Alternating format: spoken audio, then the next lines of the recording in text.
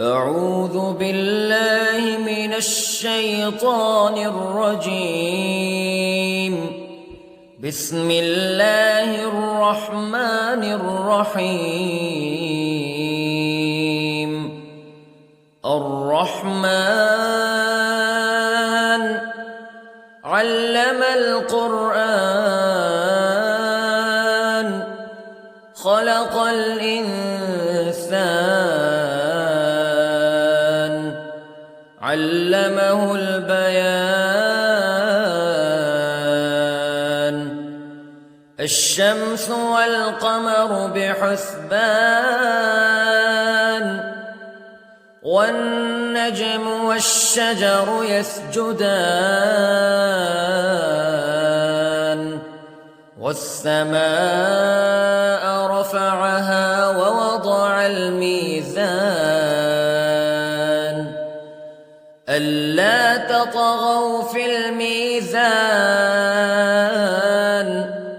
وأقيموا الوزن بالقسط ولا تخسروا الميزان.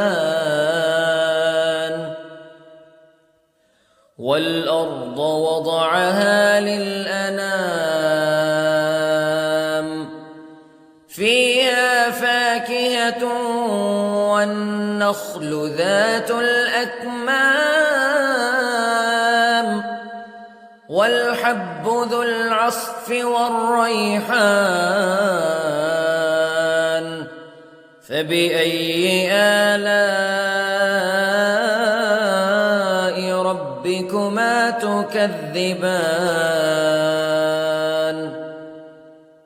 خلق الإنسان من صلصال كالفخار وخلق الجان من مارج من نار فبأي آلاء ربكما تكذبان. رب المشرقين ورب المغربين فبأي آلاء ربكما تكذبان. مرج البحرين يلتقيان بينهما برزخ لا يبغيان فبأي آلاء ربكما تكذبان. يخرج منهما اللؤلؤ والمرجان فبأي آلاء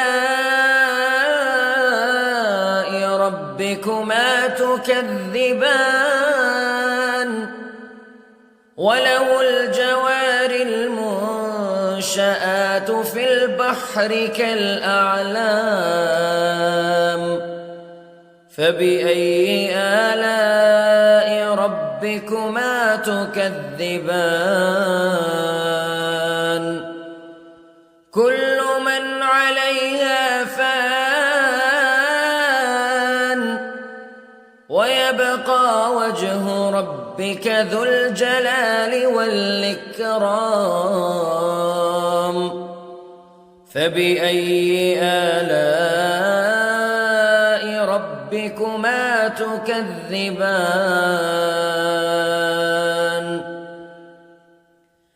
يسأله من في السماوات والأرض كل يوم هو في شأن فبأي آلاء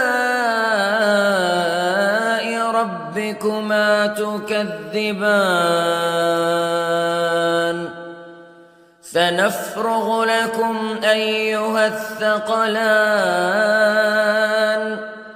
فبأي آلاء ربكما تكذبان.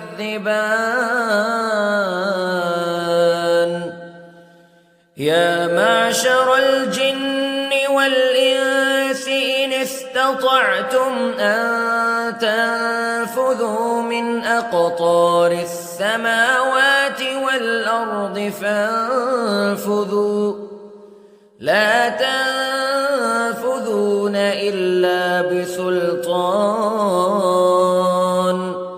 فبأي آلاء ربكما تكذبان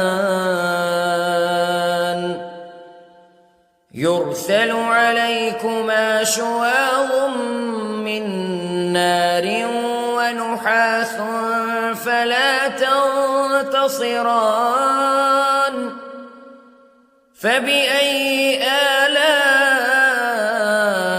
ربكما تكذبان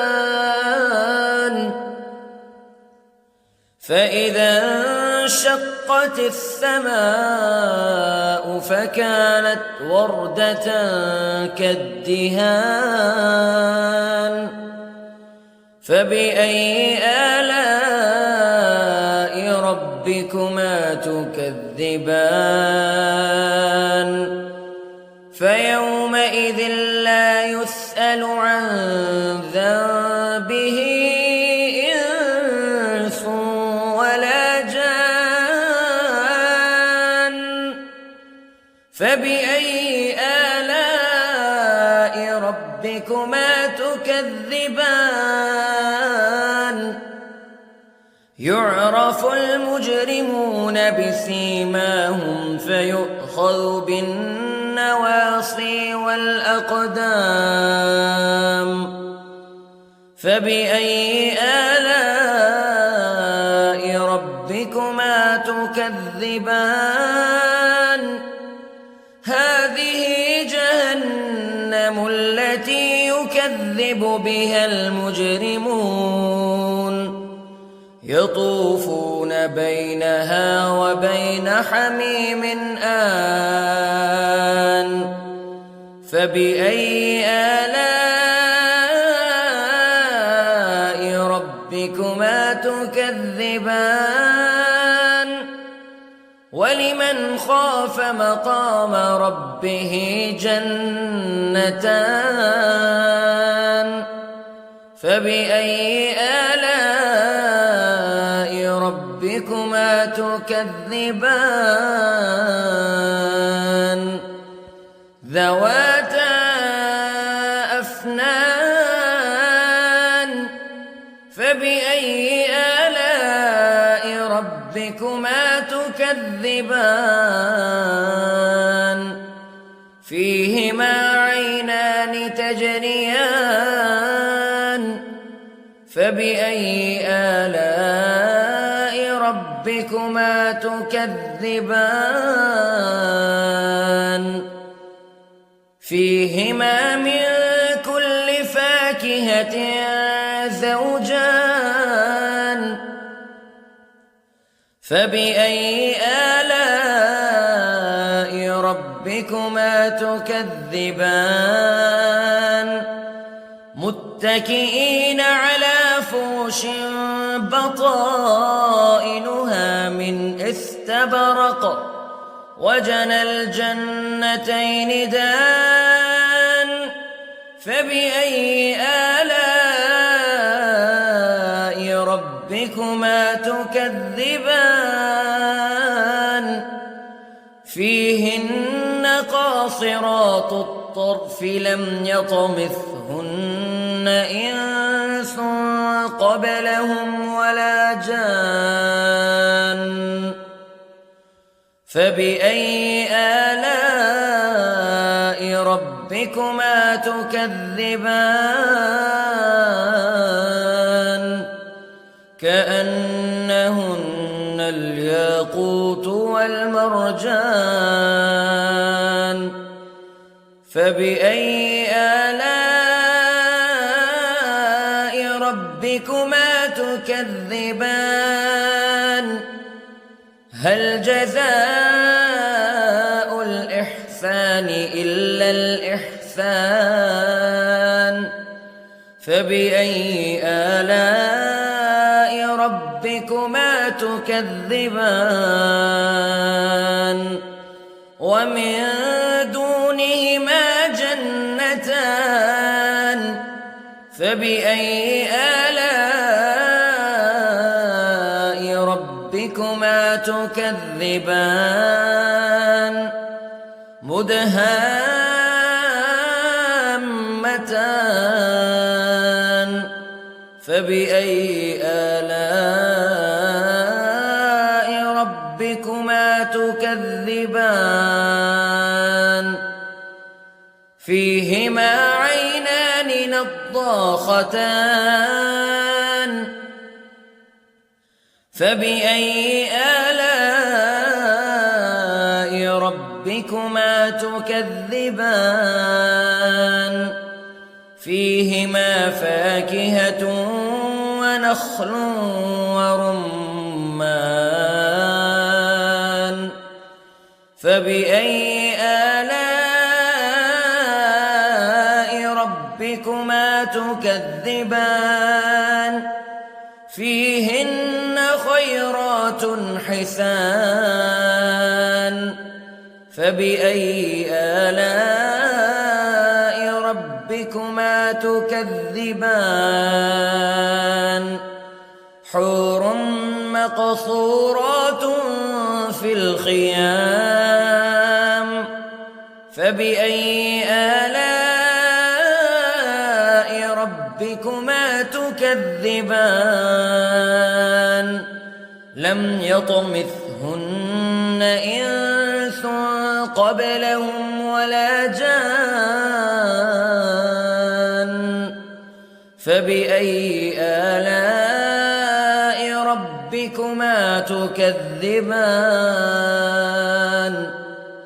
متكئين على رفرف خضر وعبقري حسان فبأي آلاء